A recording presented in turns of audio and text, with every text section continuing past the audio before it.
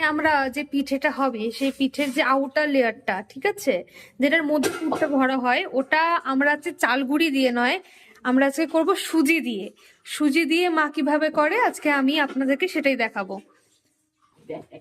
এটা হচ্ছে আমার দিদির ছেলে।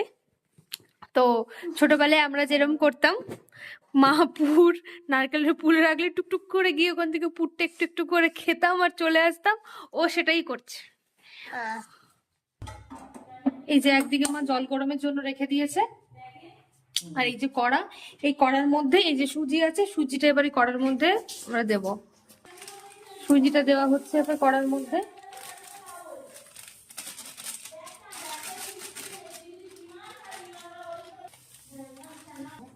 এই যে সুজিটা দেওয়ার পরে মা এবার সুজিটা নেড়ে নিচ্ছে, হালকা করে সুজিটা নেড়ে নেবেন কড়ার মধ্যে।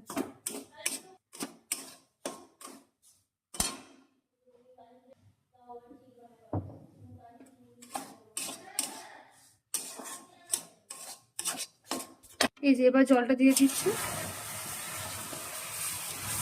গ্যাসটা অনই আছে, জলটা দিয়ে দিল।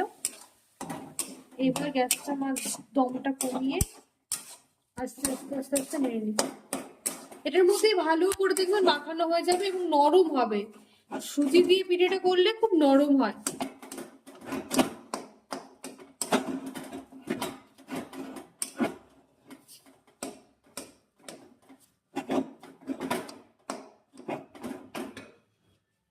আর মা সামান্য একদম এক চিমটে লবণ দিয়েছে এটার মধ্যে, আপনারা চাইলে দিতেও পারেন, নাও দিতে পারেন।